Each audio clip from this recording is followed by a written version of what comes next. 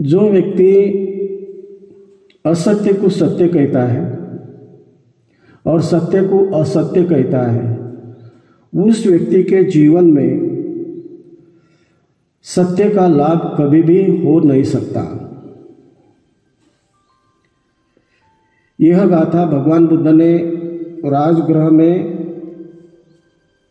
वेणुवन में रहते वक्त भगवान बुद्ध के मुख्य शिष्य सारिपुत्र और महामोग्गलायन इनके बारे में कहा है। सारिपुत्र और मोग्गलायन इनके गुरु थे संजय, उनके बारे में कहा है। सारिपुत्र और महामोग्गलायन संजय गुरु के पास विद्या प्राप्त करने के लिए गए थे, लेकिन जो भी विद्या वहाँ पर प्राप्त की संजय की तरफ से, तो भी उनके चित्त में कुछ समाधान प्राप्त नहीं हुआ। तो एक दिन गुरु संजय को उन्होंने पूछा, क्या इससे और ज़्यादा ज्ञान आपकी तरफ है?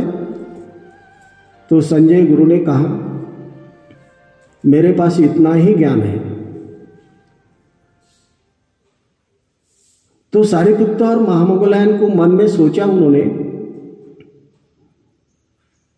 गुरु ने ज्ञान देने के बाद भी हमारे चित्त में समाधान नहीं है,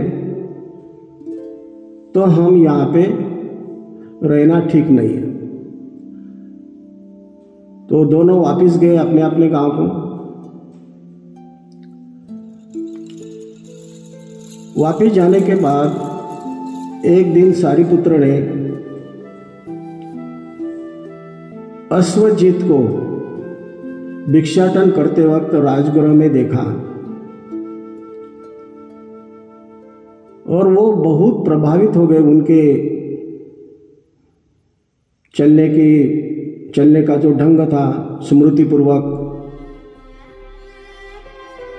भिक्षाटन होने के बाद अश्वजीत के पास गए सारिपुत्र और उन्होंने पूछा कि आपके गुरु कौन है? तो अश्वजीत ने कहा, मेरे गुरु शाक्य मुनि तथागत भगवान हैं। तो उन्होंने आपको कौन सी शिक्षा दी है?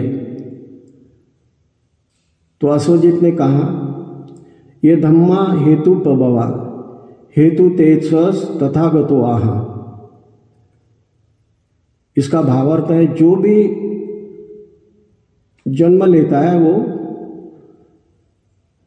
उसका मृत्यु होता है। जन्म लेना और मृत्यु होना, यही भगवान बुद्ध का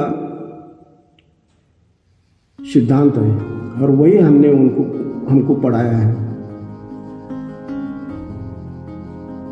तो ये बात सारिपुत्र ने महामोग्गलायन को भी कहा। ये सुनते ही वो दोनों श्रोतापन्न हो गए और भगवान बुद्ध के पास गए। भगवान बुद्ध के पास जाने के पहले वो संजय के पास गए और संजय को बोला कि हम भगवान बुद्ध के पास जा रहे हैं, क्या आप हमारे साथ आते हो? तो संजय कहता है, मैं यहाँ पे गुरु हूँ और वहाँ पर आके मैं शिष्य होना नहीं चाहता। तो संजय बोलता है, इस जगत में मूर्ख लोग कितने हैं? तो अश्वजीत और महामोग्गलायन कहते हैं, कम से कम 97% लोग मूर्ख होंगे। तो संजय कहता है, ये जो मूर्ख लोग हैं वो मेरे पास रहने दो और जो बुद्धिमान लोग हैं उनको भगवान बुद्ध के पास लेके जाओ।